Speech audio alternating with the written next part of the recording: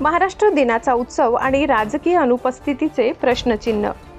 आज शुक्रवार दिनांक 1 मे महाराष्ट्र राज्याच्या 67व्या स्थापना दिनानिमित्त संपूर्ण राज्यात उत्साहाचे वातावरण पाहायला मिळाले।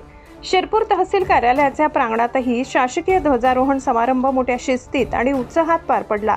आमदार काशीराम वेचन पावरा यांच्या हस्ते राष्ट्रध्वज फडकविण्यात आला। यावेळी प्रांताधिकारी डीवायएसपी, तहसीलदार, नगराध्यक्ष, उपनगराध्यक्ष, मुख्याधिकारी, बीडीओ, नगरसेवक, विविध पक्षांचे पदाधिकारी, पत्रकार तसेच पोलीस प्रशासन उपस्थित होते। पोलिसांनी दिलेली मानवंदना आणि राष्ट्रध्वजाला केलेले वंदन यामुळे कार्यक्रमाला औपचारिकतेसोबतच अभिमानाची किनार लाभली।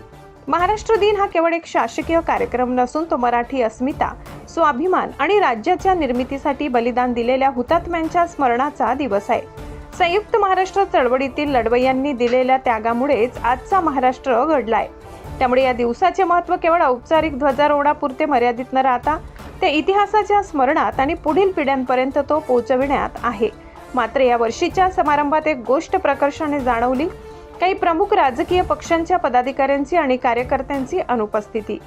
विशेषतः मराठी अस्मिता जपण्याचा आणि महाराष्ट्राच्या स्वाभिमानाचा मुद्दा नेहमी अग्रस्थानी ठेवणाऱ्या पक्षांकडून या शासकीय कार्यक्रमाकडे पाठ फिरविण्यात आल्याचे चित्र दिसले।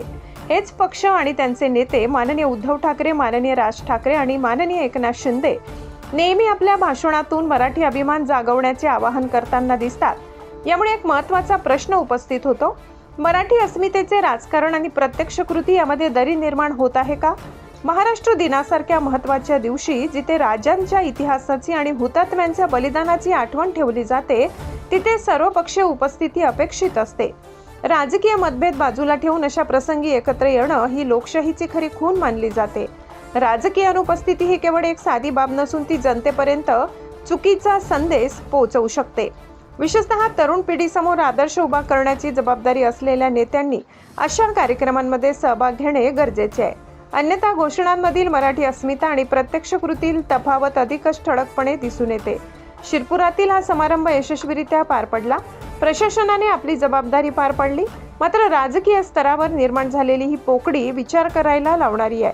भविष्यात तरी सर्व घटकांनी एकत्र येऊन महाराष्ट्र दिन अधिक व्यापक आणि सर्वसमावेशक पद्धतीने साजरा करावा हीच अपेक्षा। सबस्क्राइब करा, बेल आयकॉनचे बटन दाबा, सोबत शेअर करायला विसरू नका।